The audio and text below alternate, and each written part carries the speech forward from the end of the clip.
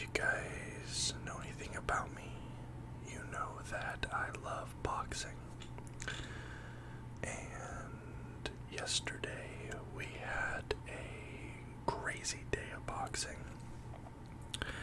There were some nice professional fights, but then there was also the Creator Clash hosted by iDubbbz, which was actually better than I thought it would be.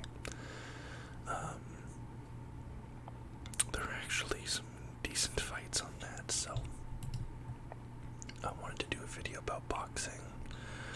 I'm kind of waiting for all these playoff series to end. This has been dragging on forever. But I'm pretty sure it all ends tonight, because there's a bunch of Game 7s and stuff. So tomorrow's video will be the NHL Round 2. The video after that will be NBA Conference Finals. And then we'll finally get back into Red Dead. It's been a little while.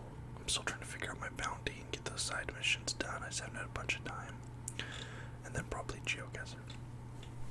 So just so you guys know the slate that's coming up. But I want to talk about boxing today.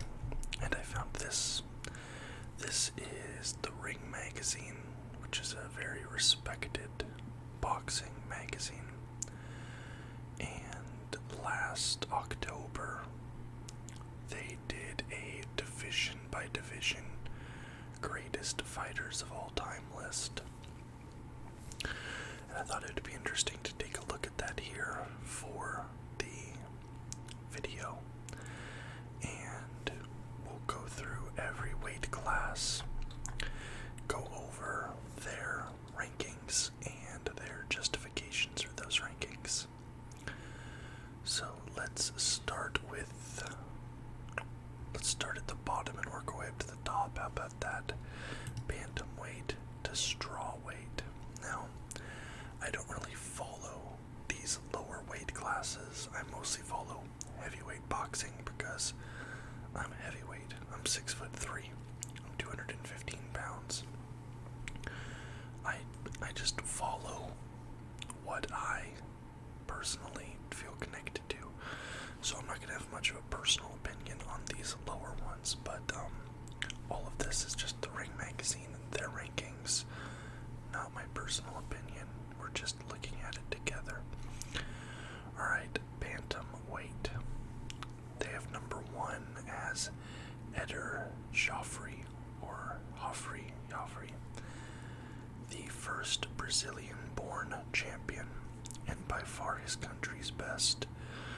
Rose to prominence when he claimed the world title by stopping Johnny Caldwell, TKO in the 10th round. Made 5 defenses, notably retaining his strap against grizzled veteran Jose Medel, KO in the 6th. Before going on the road to beat Katsutoshi Aoki, KO in the 3rd in Japan. Johnny Jamito, TKO in the 11th in the Philippines, and Bernardo Caraballo, KO in the 7th in Colombia. Ogalo Dioro, the Golden Bantam, retired after losing twice against Fighting Harada. Split decision in the 15th, unanimous decision in the 15th in Japan.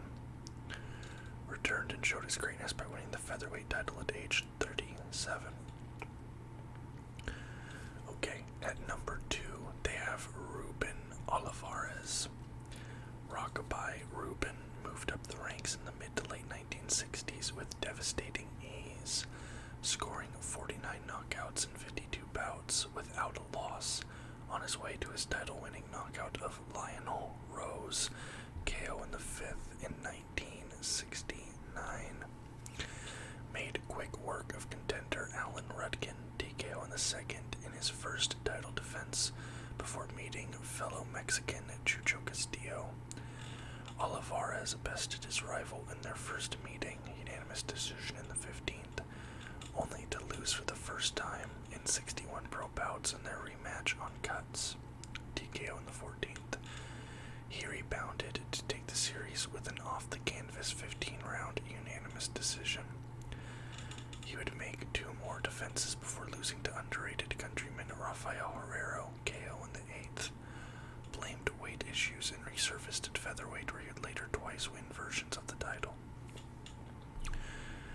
At number 3, they have Carlos Zarate. I think I'm only going to read the descriptions for the top 2 because this video will go forever. If I don't, I just realized that. At number 4, they have Manuel Ortiz. And at number 5, they have Panama Al Brown. Okay, so that was Bantamweight, your top 5. Now let's go to Junior Bantamweight. At number 1, they have Kaosei Galaxy. Which, that is a fantastic surname, Galaxy. The fearsome Thai southpaw had over 100 Muay Thai contests before turning his attention to boxing. After winning the vacant WBA 115-pound title in 1984, went on to make a division record 19 defenses over a 7-year reign. Defended his title against former 2-time WBC titleist Rafael Orano, TKO in the 5th, and future WBC WBO bantamweight title holder Israel Contreras, KO in the 5th. He hoped to unify, but the IBF wouldn't sanction his fight with Eli Pakal. It didn't matter. Galaxy traveled to Indonesia and stopped his rival in 14 rounds. The aggressive puncher was too strong for his opponents and continued his reign of terror mostly at home, racking up the defenses, but he did travel to South Korea and Japan. Galaxy retired as champion. I've never heard of this guy, but that is a fantastic story. Okay. Jiro Watanabe, or Jiro Watanabe. Although the skilled Japanese southpaw didn't pick up a pair of gloves until he was 22, he quickly excelled. Lost a close but unanimous decision to WBC titleist Chol Ho Kim in South Korea in 1981. He claimed the WBA title a year later when he outboxed Rafael Pedrosa, UD in the 15th. Made 6 defenses of his crown, beating respected past or future world title holders Gustavo Ballas, TKO in the 9th, Soji Oguma, TKO in the 12th, and Sun Chun Kwan, TD in the 11th. Looked to unify with WBC counterpart Bayo Putarad, but was stripped of his WBA belt before edging past his Thai opponent, split decision in the 12th, and went on to make 4 more defenses of the WBC belt. He was probably past his prime when he lost his title to Gilberto Roman, UD in the 12th, and never fought again. Okay, now for the rest of the top 5, we have Johnny Tapia, Gilberto Roman, and Sung Kil Moon. Oh, we have these notch below things. I'll read these out. So for the notch below at bantamweight, we have Terry McGovern, Orlando Canizales, Virafal Safram, and Naoya Inoue. Inoue being one of my favorite current boxers, even though he hasn't fought in a few years. So those are the people who just didn't make the cut at bantamweight. And at junior bantamweight, the people who just didn't make the cut are Vic Darchinyan, Juan Francisco Estrada, and Srisakat Sor Rongvisal. Alright, now we go to flyweight with Jimmy Wild. Jimmy Wild, the big punching Welshman, is almost universally celebrated as the best 112-pounder of all time. But he regularly fought and beat much bigger men. Weighed less than 100 pounds for many of his fights, always undersized but never outgunned. The Ghost with the Hammer in his Hand. That is a fantastic name. Ghost with the Hammer in his Hand is regarded as one of the biggest punchers ever, pound for pound, and was voted the third biggest puncher of all time by Ring Magazine. Records at the time are difficult to come by and differ, but it is believed Wilde didn't lose for over 90 fights and lost just 3 of nearly 150 bouts, while also engaging in hundreds of booth bouts. He beat Joe Simmons, TKO on the 12th, to become world champion, and beat Tansy Lee, KO on the 11th, and Young Zulu Kid, KO on the 11th. So Jimmy Wilde, he is your best flyweight ever. And at number 2 we have Miguel Canto. Canto is a far cry from the archetypal Mexican puncher in that he was a pure boxer. He used brains over brawn, scoring just 15 knockouts in 74 bouts. Canto came up the hard way on the notoriously tough Mexican circuit. Lost to Patulio Gonzalez, MD in the 15th, in his first title attempt. I can't speak today. But beat Gonzalez conqueror Soji Aguma, MD in the 15th, in Japan to become the WBC title holder. The defensive wizard tallied 14 successful defenses over a 4-year period, almost always outpointing his opponent. Of his 18 world title fights, 12 were away from home, and he only lost 2 of those. He beat Gonzalez, split decision in the 15th, split decision in the 15th, and Oguma, split decision in the 15th, unanimous decision in the 15th, in a series of fights. So those are your top 2 flyweights. Then rounding out the top 5, we have Pascal Perez, Pancho Villa, and Frankie Gennaro. And then our guys who are just a notch below, we have Fidel Labarba, Ponxiclec Wanchacom, Benny Lynch, Mark Johnson, and Roman Gonzalez. Now let's get to junior flyweight. Junior flyweight, the best ever at that weight is Michael Carbajal, or Carbajal. After winning silver at the 1988 Olympics, he quickly transitioned to the professional side of the sport. Carbajal was big for the weight, but didn't use his size to outbox opponents, preferring to use his power. Beat well-regarded Thai Mongchai Kittikasem, TKO on the 7th, to become the IBF titleist. Made 6 defenses before he collided with WBC belt holder Humberto Chiquita Gonzalez in a unification bout.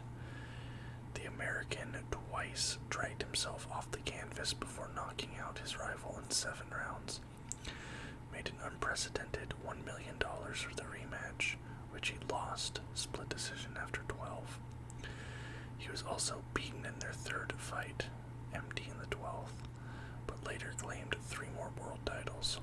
Rounded out his career with a come-from-behind knockout of Jorge Arce, RC. TKO on the 11th. You guys know I struggle with Latin names, so there's going to be a lot of them because there's a lot of Mexican boxers, so apologies in advance. I'm not good with Latin names. Our second best junior flyweight of all time is Humberto Gonzalez. Chiquita could box and punch in equal measure. Became WBC title holder when he bested Yo-Woo Lee. Unanimous decision in the 12th in South Korea. Returned to repeat the trick against Jungkook Chang, UT in the 12th. Made 11 defenses over 3 reigns. Lost to Carbajal in their first clash, but showed a smart boxing brain to outbox his big rival in 2nd and 3rd meetings. The Mexican enjoyed a good tear-up and that cost him on 3 occasions. His recklessness saw him lose to Rolando Pescua, KO in the 6th, Carbial, KO in the 7th, and Saman Sorjaturong, TKO in the 7th. Rounding out junior flyweight, we have Young Gu Chang, Hilario Zapata, and Roman Gonzalez. And then at our notch below, we have Myung Woo Ye, Yoko Gushiken, and Ricardo Lopez.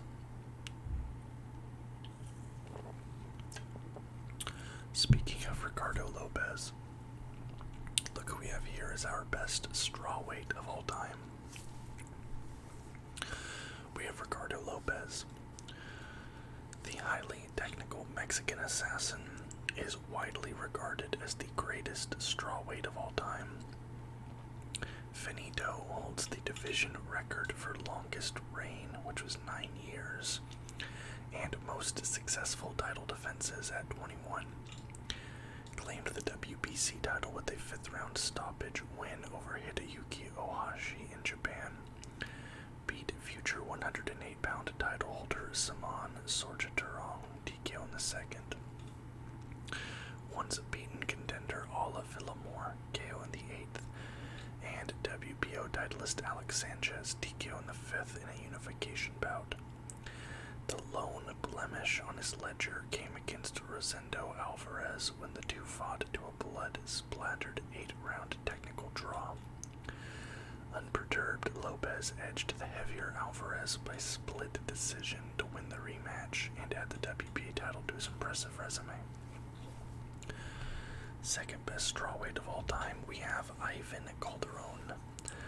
The Puerto Rican stylist was a top amateur who represented his country at the 2000 Olympics before embarking on a pro career. Iron Boy won the WBO strawweight title in 2003, and over the course of the next 4 years he made 12 defenses before abdicating his throne and moving up in weight.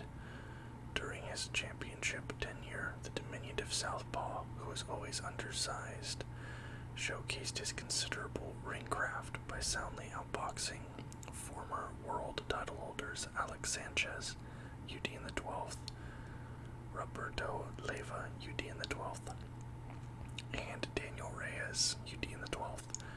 Calderon was recognized as one of the best pure boxers of the 2000s. Now rounding out strawweight, we have Roman Gonzalez, Rosendo Alvarez, and Chana Porbouen. Not good at that, sorry. And then for our fighters who are just a notch below, we have Radenapal Sorvorabin, Wanheng Menayathan, and Zolani Patello. Alright, now that was our bantamweight through strawweight. We're moving up to lightweight through junior featherweight. And our best lightweight of all time, of course, is Roberto Duran. Close to a perfect fighting machine at this weight, unmatched ferocity and heavy-handed, but with underrated defensive skills. Burst onto the scene by stopping ring/WBA champion Ken Buchanan, TKO in the 13th. Went on to beat 12 challengers with only one hearing the final bell. Became less reckless as he had learned on the job due to the teachings of legendary trainer Ray Arcel. Manos de Piedra beat Esteban de Jesus in 2 of 3 bouts. The loss in their first meeting was a non-title bout. The third fight saw him annex the WBC title and become undisputed champion. Roberto Duran, legendary fighter. Legendary. Benny Leonard did not make as many title defenses as Duran, but is equally revered by historians. Master tactician who used speed, footwork, and defense to nullify his opponents. Beat Freddie Welsh, TKO in the 9th for the title, and reigned for 7 years. Retired as champion, age 28, at the behest of his mother. took on welterweight champs during his lightweight reign, but drew with Ted Kid Lewis in an 8-round newspaper decision, and was disqualified against Jack Britton, DQ in the 13th, though he did beat Britton in 2 non-title bouts. Also beat Lou Tendler, UD in the 15th, and Rocky Kansas, UD in the 15th in title defenses. Now Joe Gans, wow, this guy, he made it 3rd. Joe Gans is pretty legendary in his own right. They have him as the 3rd best lightweight of all time, Pernell Whitaker as the 4th best, and Ike Williams as the 5th best. And then your fighters who are a notch below, you have Tony Canzoneri, Henry Armstrong, and Carlos Ortiz. Alright, getting to junior lightweight, we have Alexis Arguello. Classy boxer with fight-ending power, more than lived up to his explosive thin man moniker. Moved up from featherweight, where he was a title holder, to unseat long-reigning Alfredo Escalera, TKO in the 13th, in a bloody, brutal battle. Made 8 defenses, all on the road, turning back the likes of Escalera in a rematch, TKO in the 13th. Rafael Limon, TKO in the 11th, Bobby Chacon, TKO in the 7th, and Ruben Castillo, TKO in the 11th. Never lost at the weight and vacated to enjoy further success up at lightweight. Now, for a guy who's going to appear on this list more than once, I have to imagine, that is Floyd Mayweather Jr. One of the best of all time, of course. Before he was Money, he was Pretty Boy. I always preferred Pretty Boy Floyd to Money Mayweather because he was more brutal, more aggressive. He was knocking people out, but that's just me. And more than a defensive wizard, the 1996 Olympic bronze medalist had pop in his often fragile hands. Poise and otherworldly skill came to the fore when he beat up Genaro Hernandez, TKO in the 8th, for his first world title. Made 8 defenses before vacating and moving up in weight. Scored wins over Angel Manfredi, TKO in the 2nd, Diego Corrales, TKO in the 10th, and Jesus Chavez, TKO in the 9th. Close to untouchable at 130, he relied more on defense and ring generalship as he moved up in weight. The dominating Corrales performance was particularly eye-opening, and arguably one of the best in the division's history. Wow. And now we come to another legendary fighter at 3rd. Julio Cesar Chavez. Many consider him the best Mexican boxer of all time. Some people think that by the end of Canelo's career, Canelo will be more legendary than Cesar Chavez, but I don't know, personally I disagree. I think Julio Cesar Chavez is the best Mexican boxer of all time. At 4th we have Azuma Nelson, and at 5th another guy who is going to appear elsewhere on this list, Manny Pacquiao. And then your fighters who are a notch below, you have Flash Elorde, Kid Chocolate, and Brian Mitchell. Okay, so that was your junior lightweight. Now we get to featherweight, and a guy that some people consider the greatest boxer of all time, Willie Pep. Thought of as the greatest defensive fighter of his time, and one of the very best of all time, was incredibly active even by his era's standards. He boxed 241 fights during a remarkable 26-year career, won the world title in 1942, outboxing Chalky Wright, UD in the 15th, lost for the first time to Hall of Famer Sammy Angat after winning his first 62 fights. Defended his title 6 times, along with 76 non-title fights, the only loss being to Angat, before losing to Sandy Sadler, KO in the 4th. But impressively bested Sadler in their rematch, Udine the 15th. The Ring's 1949 Fight of the Year retained his title 3 times before losing to Sadler twice more. However, rates above Sadler despite the losses because he was considered past his best when they fought. And he defeated more top featherweights of their era, including Sal Bartolo and Phil Terranova. Also beat bantamweight great Manuel Ortiz in a non-title bout. 241 fights, that is insane. And if I'm not mistaken, I think they're making a movie based off of Willie Pep's life. I think they are, but I'm not, don't hold me to that, but I could have sworn I saw something about them making a movie. And he's considered the best featherweight of all time. Like I said, some people consider him the best boxer of all time. Second best featherweight of all time, we have Salvador Sanchez. The highly skilled Mexican was blessed with speed, power, boundless energy, and brilliant counterpunching ability. He was champion for just 2.5 years, but was exceptionally active, making 9 defenses, beating the likes of Danny Lopez, Juan Laporte, Wilfredo Gomez, and Azuma Nelson. His life was tragically cut short when he was killed in a car accident at the age of 23. Who knows what heights he could have achieved had he not died at such a young age. That's sad. Alright, rounding out featherweight, we have Henry Armstrong, Sandy Sadler, who was the one who kept beating Willie Pep, and Abe Adel. And then our guys who are just a notch below are Eusebio Pedroza, Vicente Saldivar, George Dixon, and Nassim Hamed, who is one of my favorite boxers of all time, Prince Nassim. Alright, junior featherweight. The best junior featherweight of all time is Wilfredo Gomez. The Puerto Rican legend is the gold standard by which all other junior featherweights are measured.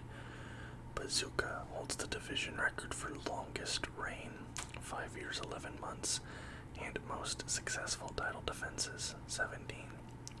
He never lost at 122 pounds and later gained further acclaim by winning featherweight and junior lightweight titles.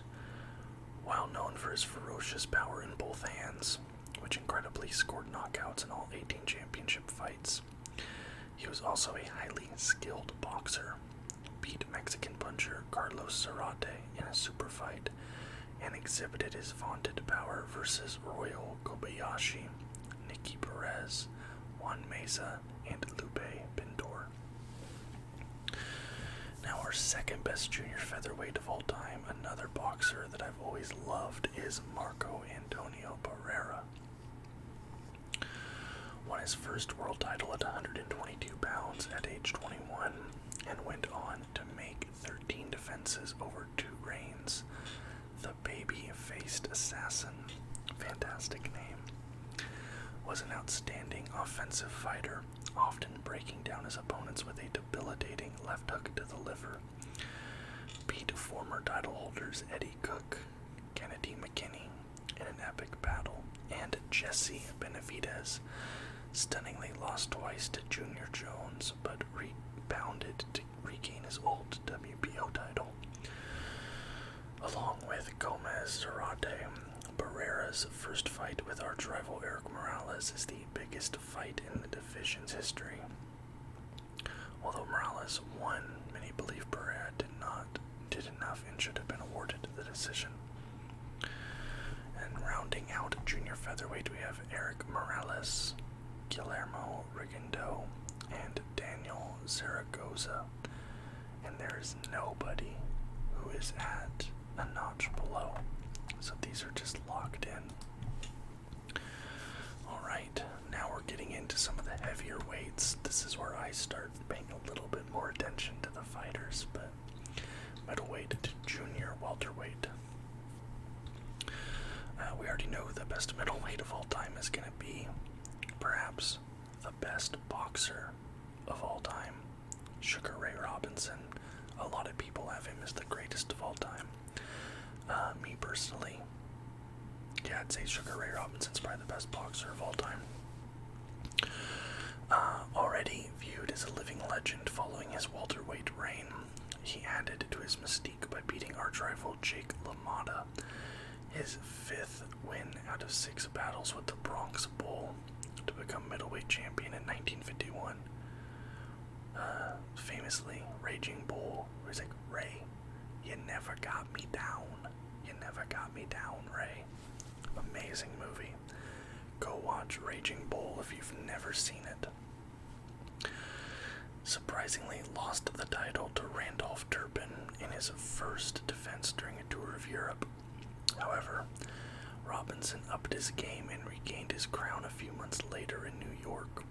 Notched title defenses over familiar foes Carl Bobo Olsen and Rocky Graziano in his second reign, before a failed attempt for the light heavyweight crown convinced him to retire for 2.5 years.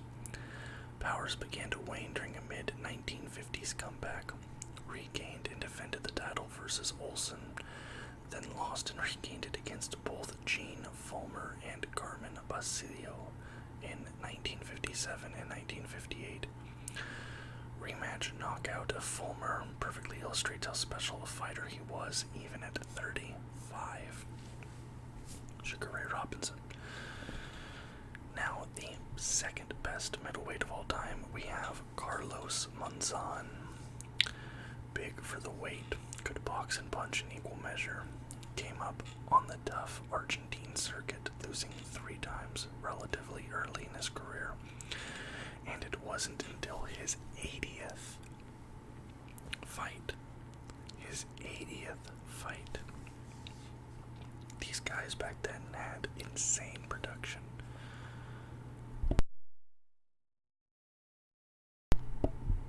Excuse me, I had a burp there. I made sure to mute my mic.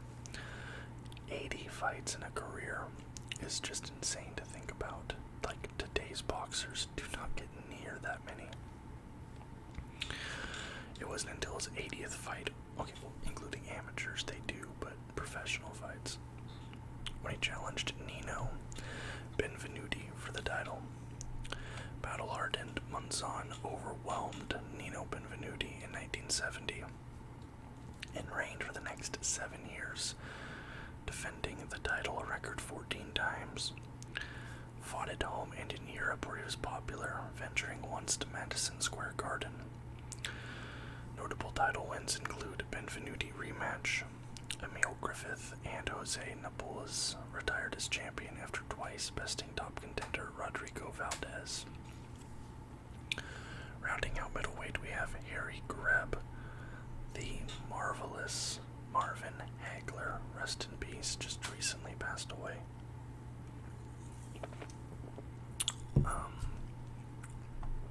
And Bernard Hopkins. A notch below, we have Jake LaMotta and Stanley Ketchel. Alright, we go to junior middleweight, where we have Tommy Hearns, legendary. Due in no small part to his large frame and knockout power, the former welterweight champ took to 154 pounds like a duck to water. Outpointed the stylistically challenging Wilfred Benitez to pick up the WBC title, and made 4 defenses before chasing more championship hardware up at middleweight and beyond. Particularly remembered for his shocking one-punch knockout of the legendary Roberto Duran. Despite a relatively short time at the weight, he made a huge impression. Then we get to Mike McCallum. Won his first world title at 154 pounds and later enjoyed success at middleweight and light heavyweight. The body snatcher was a well-rounded, no-nonsense technician with a granite chin. Held the WBA title for 3 years, defending it 6 times. Stopped Luigi Mancillo in Italy, Julian Jackson in a shootout, Milton McCrory and Donald Curry. The ultimate too good for his own good fighter, McCallum was unable to lure any of the four kings into the ring. That would have been some good matchups. Alright, rounding out junior middleweight, we have Terry Norris, Winky Wright, and Nino Benvenuti. And then at a notch below, we have Emil Griffith, Felix Trinidad, Ayub Kaluli, Koichi Wajima, Sandro Mazingi, and Julian Jackson. And look who it is. We have Sugar Ray Robinson again. There he is at middleweight. And here he is down here being the best welterweight of all time. Widely considered the best fighter pound for pound of all time, Robinson beat top fighters including current, former, and future champions years before he won the 147-pound crown, including the likes of Fritzy Zivic, Marty Servo, Sammy Engot, Jake LaMotta 4 times out of 5 decisions, and Henry Armstrong. Beat Tommy Bell for the vacant titles in 1946, made 5 defenses, mixed in with an extremely busy schedule of non-title bouts during his 4 years as champion before vacating.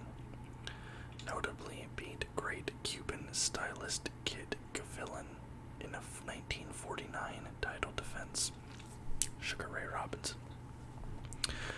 Now a guy I grew up watching all the time because my mother has an insane crush on this man, Sugar Ray Leonard. My mom loved Sugar Ray Leonard, so I grew up watching the old Sugar Ray Leonard fights. The darling of American boxing in the 1970s and 80s, sprang onto the scene as a fresh-faced 20-year-old gold medal winner at the 1976 Olympics. Beat several ring-rated contenders on his way to the championship, including Floyd Mayweather Sr., Randy Shields, Armando Muniz, Pete Rosnazi, and Andy Price. Stopped Puerto Rican great Wilfred Benitez for the ring and WBC titles, lost to Roberto Duran in his second defense, but showed a measure of his greatness by recalibrating and stopping the Panamanian in 8 rounds in a direct rematch. Rubber stamped himself as the face of the division when he came on strong in the championship rounds to earn the WBA title against rival Thomas Hearns in a classic. Vacated the title due to a retina injury, but returned to enjoy further success at higher weights. Sugar Ray Leonard, beast. Rounding out the top 5 welterweight weights, we have Henry Armstrong, Thomas Hearns, and Jose Nepals. Wow, I'm kind of shocked that Floyd or Manny didn't make the list, but I guess with Tommy, I haven't heard of this guy before, but so to notch below, we have Floyd Mayweather Jr., Kid Gavilan, Emil Griffith, Felix Trinidad, and Manny Pacquiao.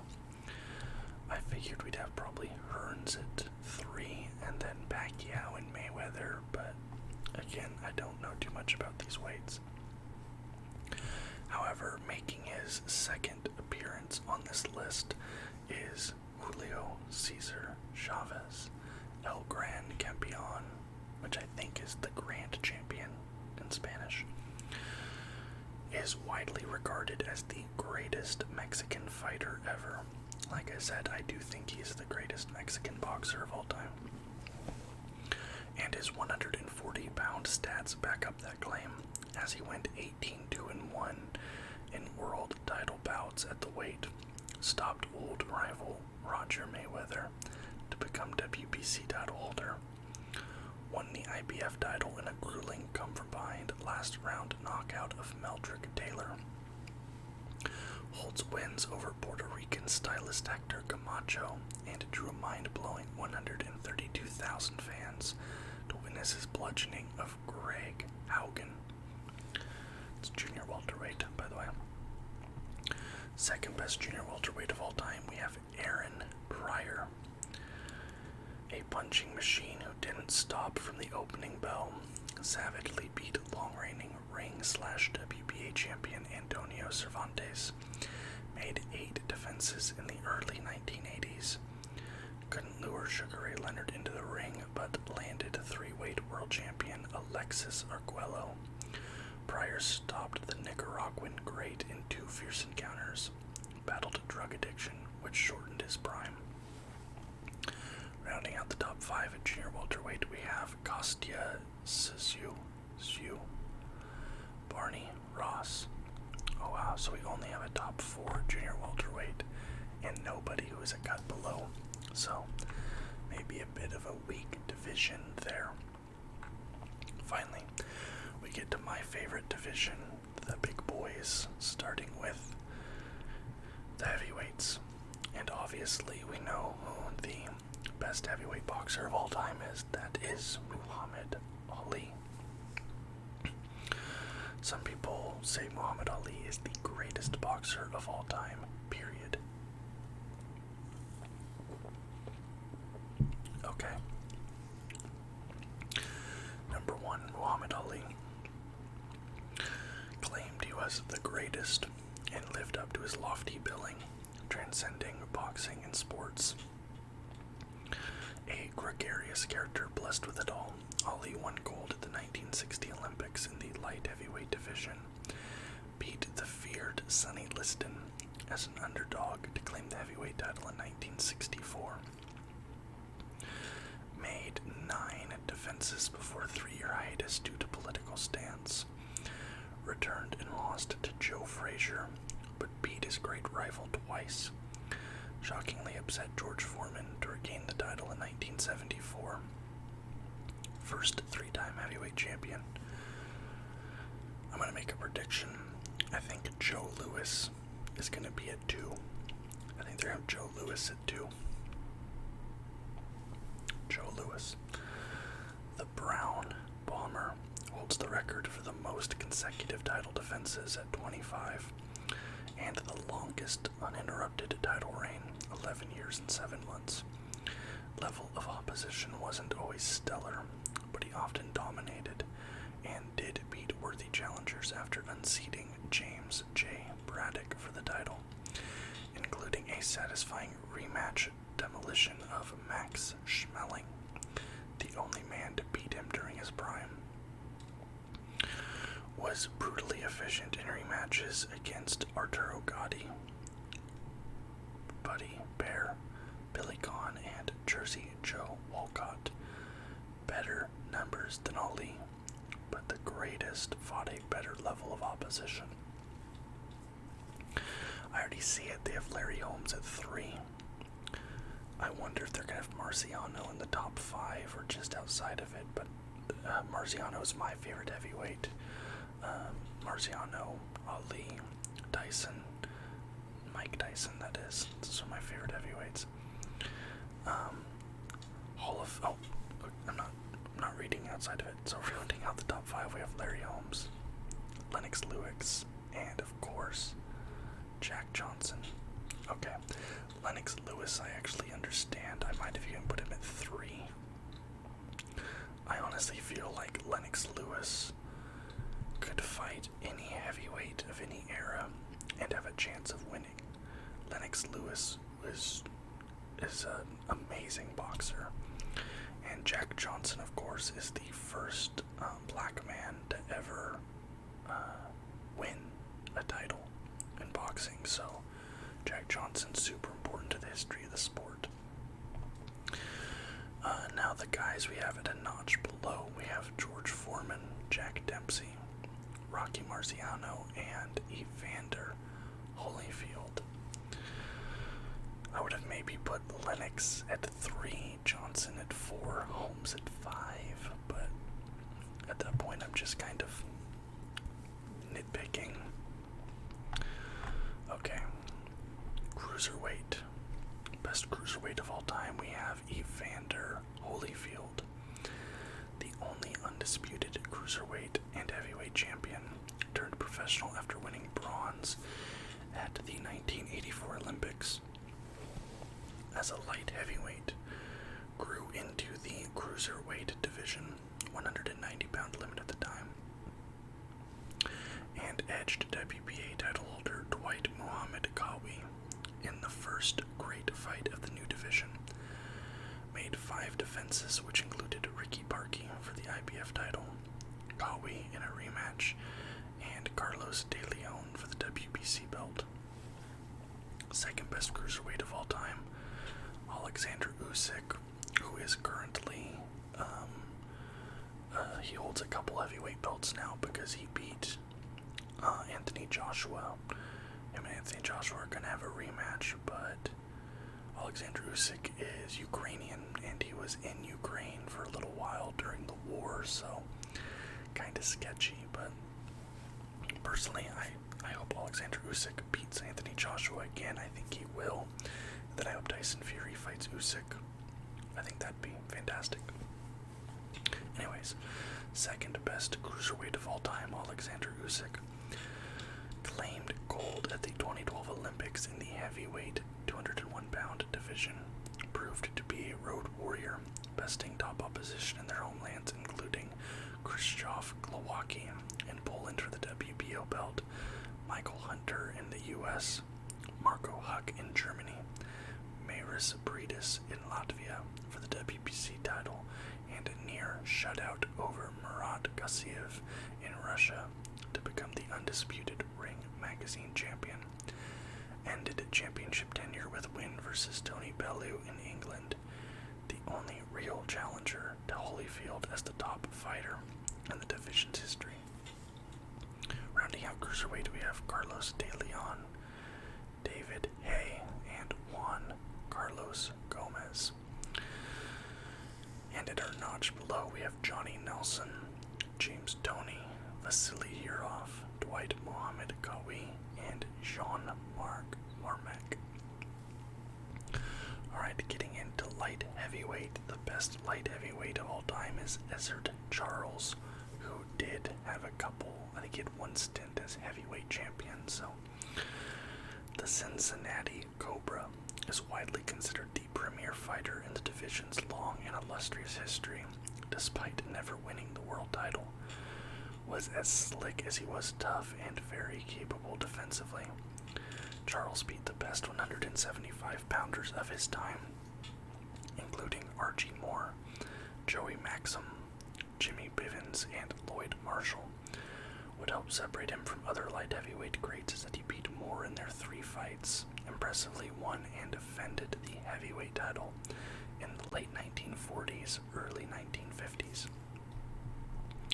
Second best light heavyweight of all time, we have Archie Moore, the old mongoose who turned pro at middleweight, where he was a top 10 contender for years. Didn't get a shot at the title.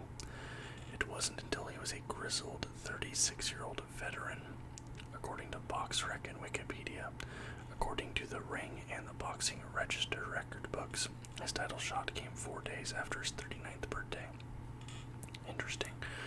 Beat Joey Maxim, who was coming off a win over Sugar Ray Robinson for the 175-pound title, and reigned until he was 45 or 48, depending on your source. Defended the title versus Maxim, Harold Johnson, Bobo Wilson, and Yvonne Durrell. Incredible power earned him 132 career knockouts, 131 according to the Boxing Register. 132 knockouts. That is so many fights. It's insane, but for him to be performing at that level at that age, that's just a level of toughness that is, it's insane. Insane. Rounding out light heavyweight, we have Bob Foster, Michael Spinks, and Gene Tunney. I've always loved Gene Tunney's story, and I do think they made a movie about Gene Tunney, but he started fighting in the military. A notch below, we have Roy Jones Jr., Sam Langford, and Tommy Laron. Alright, now we get to super middleweight. I do believe this is the last weight class we're covering. We have Joe Calzaghe, quick-fisted Welshman, showed a championship medal in his first test against Chris Eubank, which earned him the WBO title in 1997. Compiled 21 defenses, a joint division record he shares with Sven Otke. Busy southpaw turned back the challenges of Richie Woodhall, Charles Brewer, and Byron Mitchell, but he established himself as a future Hall of Famer towards the end of his 10-year reign, with masterful performances against the favorite Jeff Lacey for the vacant Ring Magazine Championship and IBF title, and Mikkel Kessler for the WBC and WBA straps. Retired undefeated at 46-0. Joe Calzaghe, second best super middleweight of all time, Roy Jones Jr. The IBF middleweight title holder tested the 168-pound waters against Thulani Sugar Boy Malinga in a super middleweight non-title bout. Showed he was a once-in-a-generation talent by dominating unbeaten IBF super middleweight champ James Toney. Reigned for less than 2 years, which hurt his chances of being number 1 in this ranking, but many believe he was untouchable at 168 pounds. Made 5 defenses, including the blitzing of respected contenders Antoine Bird and Tony Thornton. Rounding out super middleweight, we have Andre Ward, James Toney, and Carl Frock. And at a notch below, we have Mikkel Kessler, Sven Otke, Nigel Benn, Steve Collins, Lucien Boudet, and Canelo Alvarez, who's probably a lot of your guys' favorite boxer, Canelo. Anyways, I hope you guys liked this video. I was just in the mood to talk about boxing after all the boxing yesterday, so I thought, let's talk about some boxing. So, I'd love to hear any feedback in the comments down below, what you guys thought about these rankings. If you agree or disagree with any of them, let me know who some of your favorite boxers are, and if you liked the video, please leave a thumbs up and subscribe to the channel for more content just like this every single day. Until next time, guys, bye bye.